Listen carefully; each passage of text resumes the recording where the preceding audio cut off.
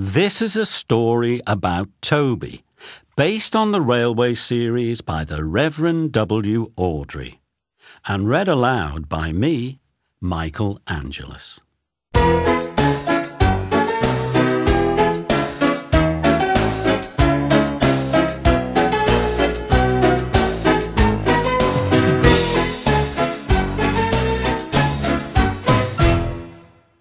This is a story about Toby the tram engine.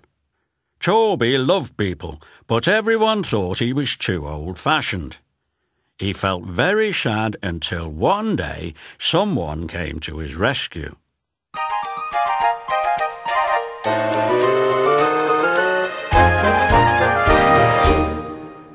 Toby was a tram engine.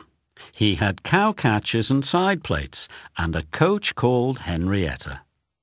Toby loved people and was always happy when he could help them out. He was such a cheerful engine that people liked to help him too. Toby and Henrietta worked on a little line near a holiday town.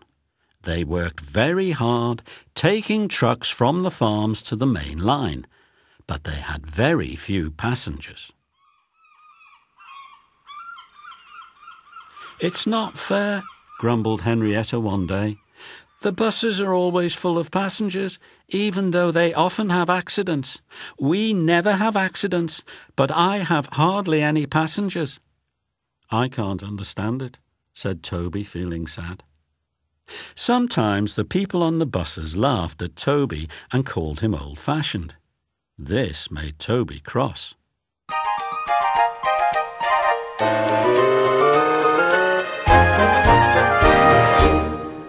One day, a car stopped nearby, and two children jumped out.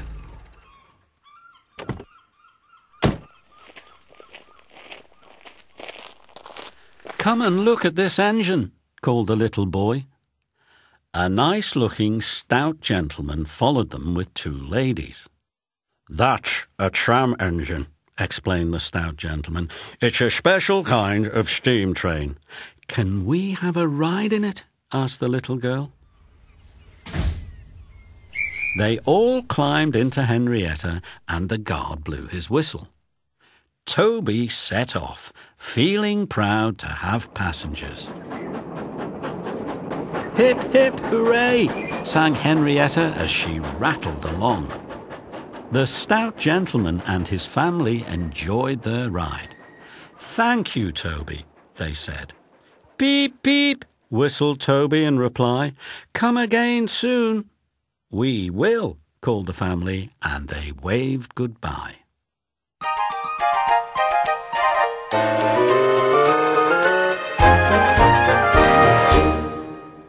As time passed, Toby and Henrietta had fewer and fewer trucks to take to the main line, and they had no passengers at all. One morning, the driver looked very sad. "It's our last day, Toby," he said. "The manager says we must close tomorrow." At the end of the day, Toby puffed slowly to his shed. "Nobody wants me," he said unhappily. But the next morning, Toby had a big surprise. A letter had arrived for his driver. "It's from the stout gentleman," said the driver. "Do you remember him, Toby?" "I remember him very well," said Toby. "He knew how to speak to engines." "No wonder," said his driver. "That gentleman was the Fat Controller." The Fat Controller needed extra help on his railway, and he had thought of the nice little engine he met on holiday.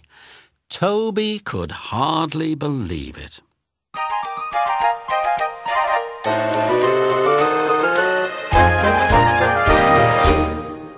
Toby and Henrietta set off that day. They were very excited. When they arrived at Tidmouth Sheds, the Fat Controller came to meet them. "Thank you very much for asking me to come, sir," said Toby. "I'm glad you're here, Toby," said the Fat Controller. "I hope you will work hard and be a useful engine just like Thomas." "I'll try, sir," said Toby. Thomas came up to say hello. He showed Toby what to do, and they were soon very good friends.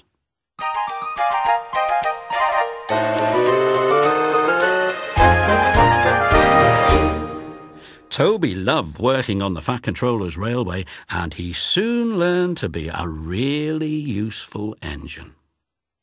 Next to Thomas's branch line was a little cottage. The lady who lived there liked to see Toby and Thomas puffing past.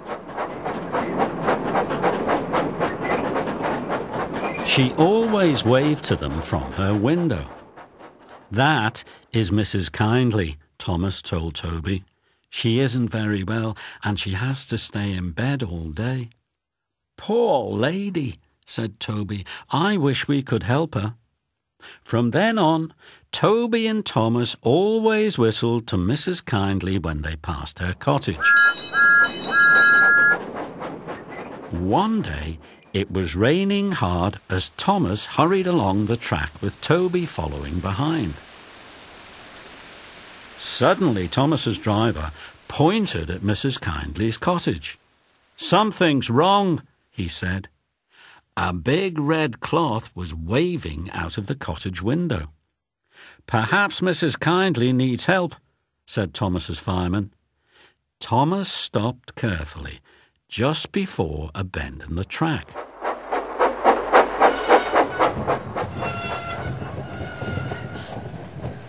Thomas's driver and fireman hurried to the cottage, but when they looked around the bend in the track, they understood why Mrs. Kindly had stopped them.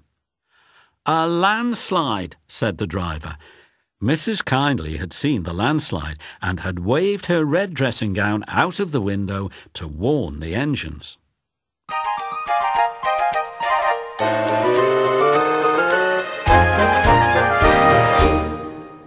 The line was cleared the next day, and a very special train puffed along the branch line towards Mrs. Kindly's cottage. First came Toby, then Thomas with Annie and Clarabelle, and last of all came Henrietta. The Fat Controller was there too. Everyone wanted to say thank you to Mrs. Kindly. When they reached the bend in the track, they stopped. The people got out and climbed up to the cottage. Toby and Thomas wished they could go too.